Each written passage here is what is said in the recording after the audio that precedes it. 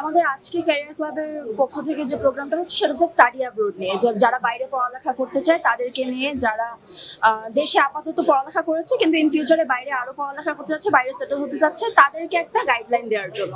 R in general আমাদের career ক্লাবের পক্ষ থেকে যেহেতু এটা একটা সেন্ট্রাল ক্লাব, এই হিসাবে আমরা ক্যারিয়ার ফেস্ট অর্গানাইজ করে থাকি। যেমন এইবার নেক্সট মান্থেই আমাদের হচ্ছে ক্যারিয়ার ফেস্ট 5.0 অর্গানাইজ করছি আমরা। ওইখানে দেশ থেকে শুরু করে মাল্টিন্যাশনাল যত কোম্পানিজ আছে, প্রায় অলমোস্ট 30-35টার মতো কোম্পানিজ একসাথে আসে। তাদেরও যারা জব সিক করছে এবং যারা এমপ্লয়ি খুঁজছে, যারা রিক্রুটমেন্ট করবে, তাদের জন্য একটা মিলন মেলা বলা যায়। কারণ হচ্ছে গিয়ে এখান থেকে ওরা ইন্টারভিউ নিতে পারবে, দেন এগেন আবার হচ্ছে সিভি ড্রপ করতে পারবে। সো যারা ঢাকা ইউনিভার্সিটি থেকে বা অন্য ইউনিভার্সিটিগুলো থেকেও জাস্ট গ্র্যাজুয়েশন করেছে বা পোস্ট গ্র্যাজুয়েশনের জন্য প্রিপারেশন নিচ্ছে, তাদের জন্য এটা একটা গুরুত্বপূর্ণ সুযোগ বলা যায়। কারণ প্রায় 30-35টার মতো কোম্পানি একটা জায়গায় পাওয়া, it's a big thing I think. আজকে আমাদের অনুষ্ঠিত হতে যাচ্ছে হায়ার স্টাডি এক্সপো 7.0। এটা সপ্তমবারের মতো আমরা করতে যাচ্ছি এবং আজকে আমাদের টাইটেল স্পন্সর হচ্ছে বাংলা আইএলটিএস, যারা আমাদের সার্বিক সহযোগিতায় আছেন। এবং আমরা সারা দিন ব্যাপী একটা প্রোগ্রাম করতেছি যেখানে আমাদের অনেকগুলো এজেন্সিস আছে, অলমোস্ট 8টা থেকে 9টা agency.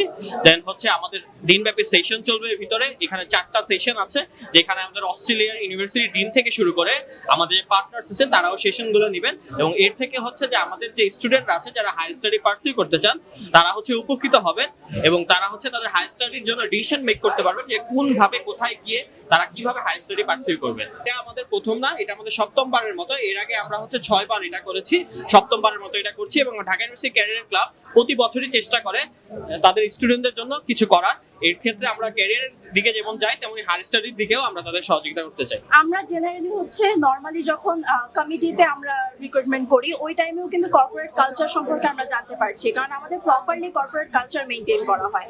Not only that, other than আমাদের study expo, HR carnival, career fest, everything organise করা হয়। অ্যান্ড কয়েকদিন পরপরই বিভিন্ন সেশনস অর্গানাইজ করা হয়, যেগুলোর কারণে স্টুডেন্টরা তাদের স্কিল ডেভেলপ করতে পারে। আজকে আমরা হচ্ছে